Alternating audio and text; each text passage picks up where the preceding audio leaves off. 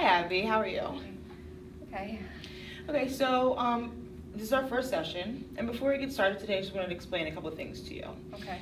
So, as a counselor and a counselor in training, I follow the American Counseling Association, and so what that means is that our sessions are private; they're between us. This is a safe place, but there are going to be a few times where I'm going to have to break confidentiality.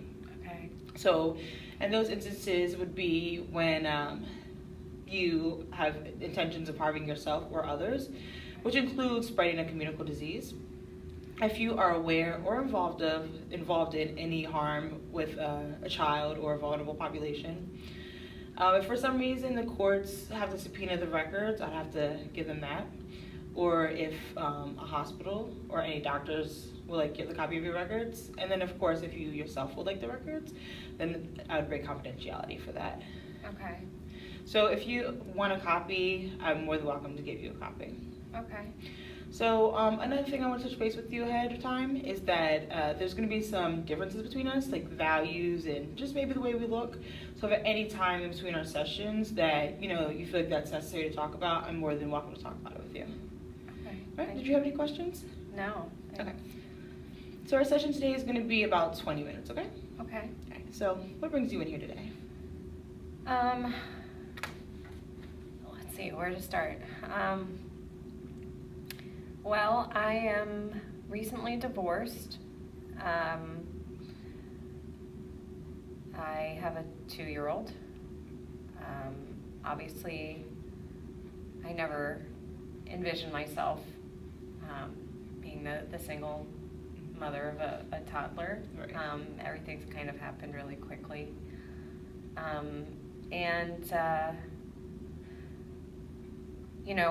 We moved from where I lived for a long time when I was 7 months pregnant so that my ex-husband could take a job. Mm-hmm. And then I had our daughter and was just kind of overwhelmed with being a mom for the first time. And so I never really got out to meet anyone. And then we moved again for another job offer that my ex-husband got. And just being overwhelmed with moving and having a toddler, again, never got out to meet anyone. And then my marriage kind of fell apart really suddenly. And he moved, and now it's just me and our daughter, and I don't know anyone, and I feel really alone. Okay. So it seems like there's been a lot of things happening in your life that are ultimately overwhelming and very new for you and very uncomfortable. Is that correct? Yes. Yeah. A lot of new and overwhelming things for sure. Yeah. You're kind of laughing about that, but it's overwhelming. So. Yeah. I mean, I feel like I almost feel like I have to laugh because it's just what else can I do? I mean, right. Like I said, I never envisioned myself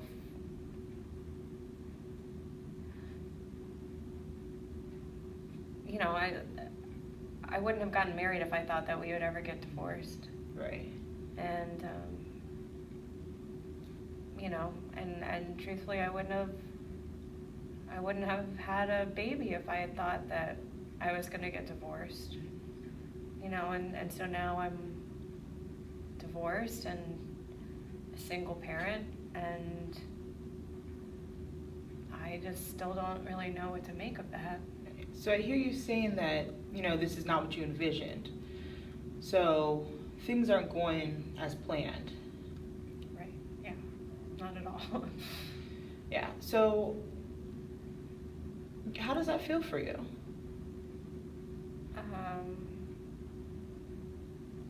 I mean, the short answer is it feels awful, but it hurts.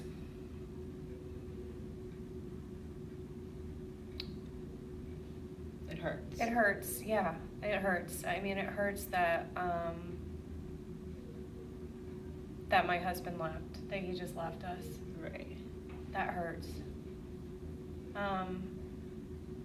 and it makes me angry, and it makes me scared. Yeah. Because I don't know what I'm gonna do. You know, I don't know how I'm gonna provide for us. I don't know what comes next. So I've heard you say so far, you're lonely, you feel isolated, you're hurt, you're angry, a kind of a confused state of mind, correct? Yeah. Okay. Yeah.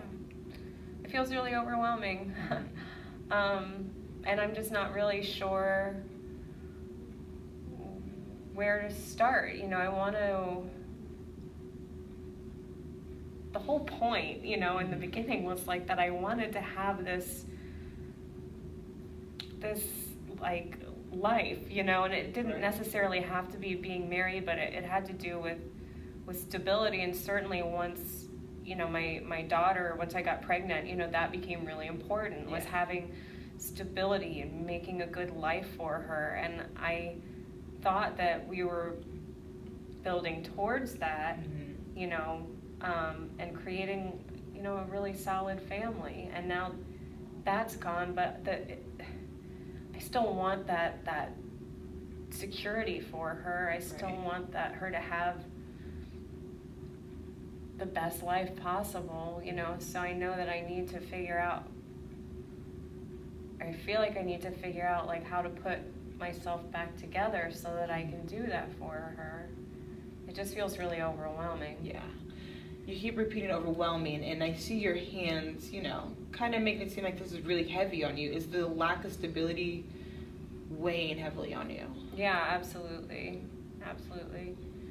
It just feels really, it feels really scary, you know. Everything feels, you know, I mean, not to be redundant, but I wouldn't have gotten married if I thought we were going to get divorced. And so that's gone. Like, this thing that was supposed to be for life, till death do us part, is gone. Right. And so it feels like anything else could go too, you know. It just, and like I said, it happened so quickly, and I just thought it makes everything feel really unsafe and really uncertain. It really sounds like that when you decided to get married, that you were taking those vows very seriously, and that it was really for the long run. Yes. Yeah, absolutely. I took them very seriously. And I thought that my ex-husband did too. And that's also been very difficult, realizing, well, first of all, realizing how easy it was for him to just walk away, because he didn't just leave, he left and moved 3 hours away. Oh, wow. So he completely shut me and our daughter out of his life, just like that. Who does that? Who can just turn their back on their child like that? I mean, your wife, okay, fine, maybe you saw something else you liked better, I don't know, but your child, like, what a piece of shit you have to be to do that. Yeah, I can see the hurt in you, and that really is weighing on you, especially because, you know, you have a daughter, and as a mother, you know that bond and how important it is. So. Yeah, I mean, I definitely worry about what this is going to do to her, you know, that her dad just left. Right.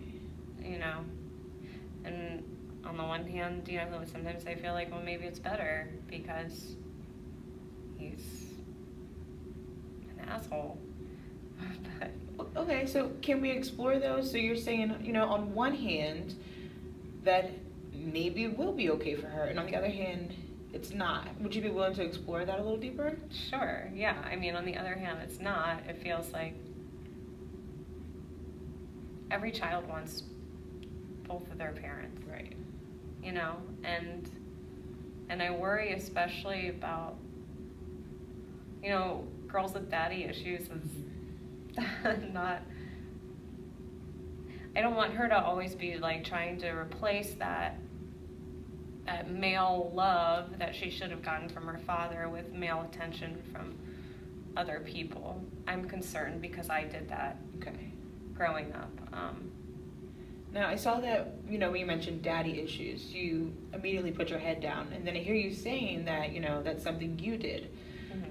So are you feeling some, some pressures and some, like, responsibility knowing what you've gone through and knowing that you might put her through the same thing? Not you, but that she might be going through the same thing? Yeah, absolutely. My dad was and still is an alcoholic, and even when he was present, he was absent, Yeah. And I know how that affected me. And so again, this is kind of where the part of, like, maybe it's better that her dad's gone plays in, but this is also where I become very scared, because I know that, especially as a teenager, I really sought out male attention. And I don't know, maybe it wasn't because my dad's a drunk, maybe it's because a lot of teenage girls do that for different reasons. Yeah. But that's my fear. My fear is that I felt this, like, because my dad didn't pay attention to me, that I, was very promiscuous, and I'm worried that because her dad is actually really physically absent, that she's going to also try to get that male attention in a way that's dangerous and self-destructive.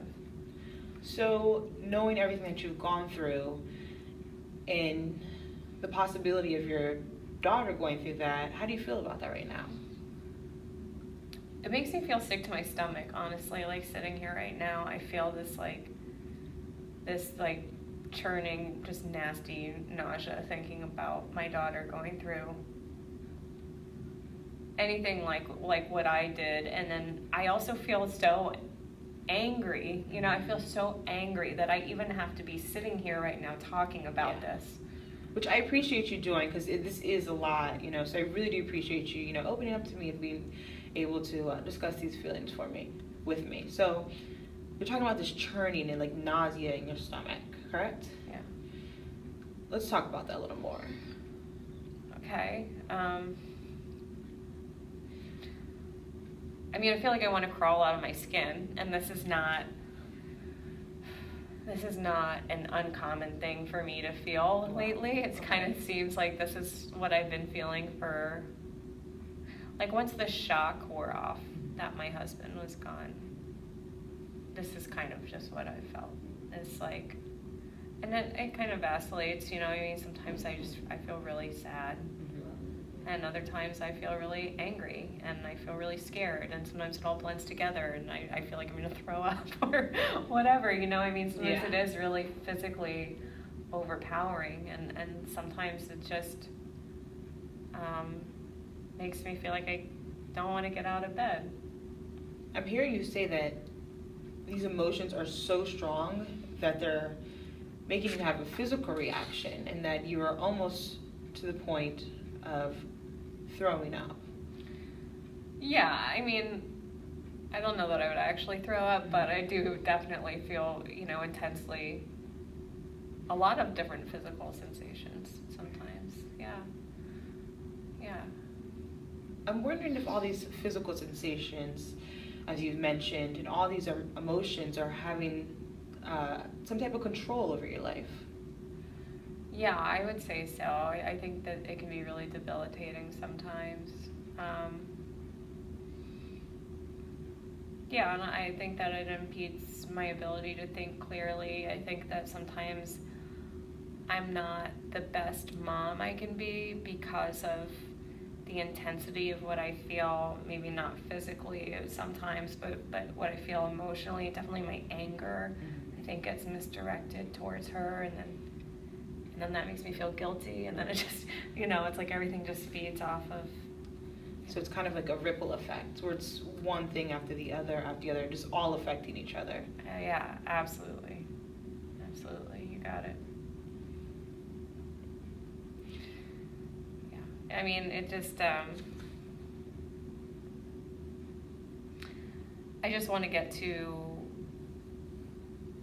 like, what happened, right? I can't change it. And at this point, it's not even like I want to change it. You know, I don't want to be back with my ex-husband. I don't.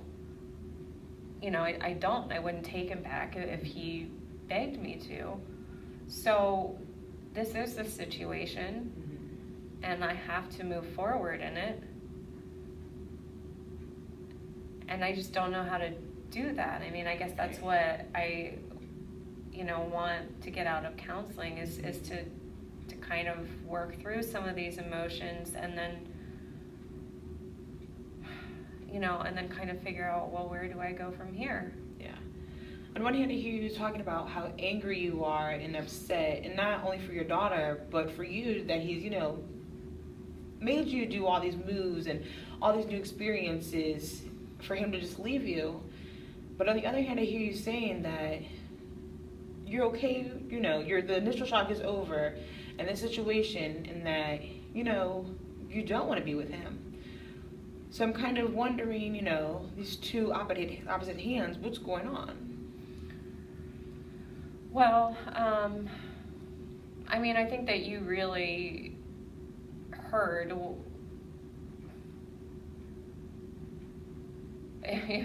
You heard kind of what I didn't say explicitly, where I feel like, yeah, he dragged me around the country, and then he just left. Yeah. And I do feel really angry about that.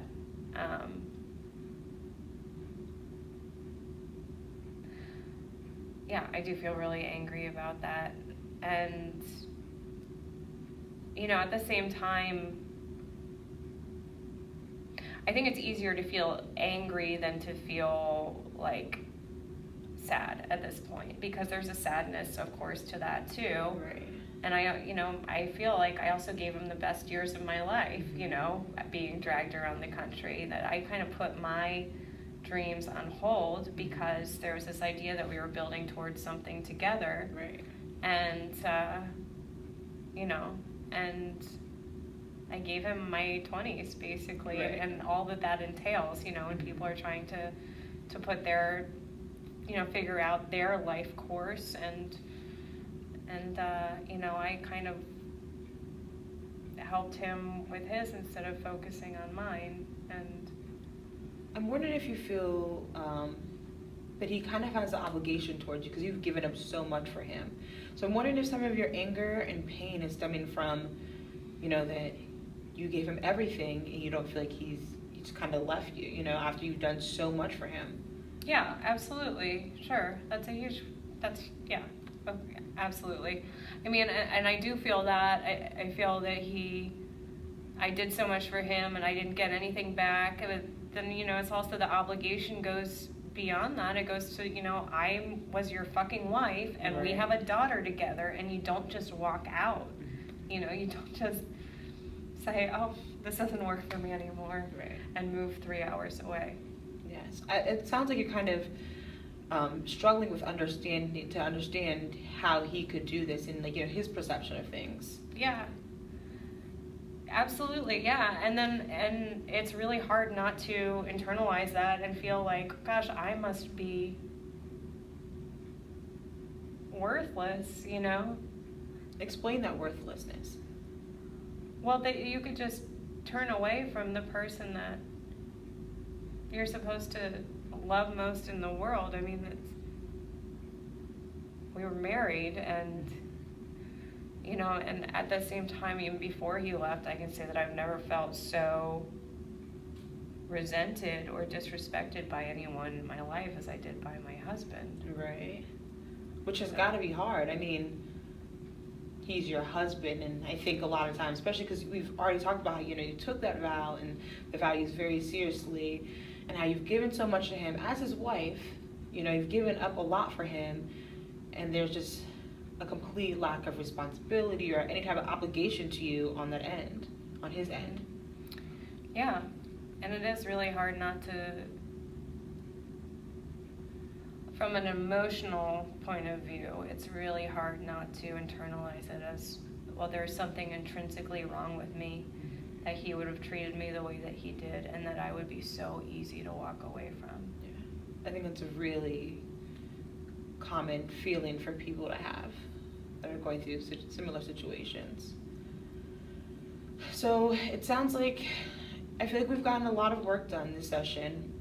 I hear you say, in the beginning we touched on you feeling a little isolated. It kind of seems like you feel betrayed.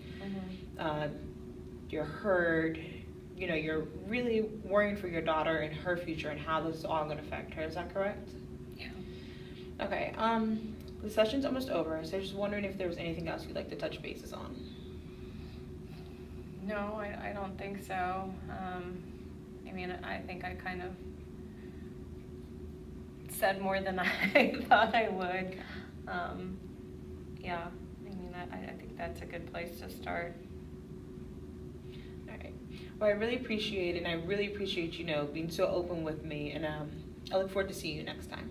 Yeah, me too. Thank you so much. You're welcome.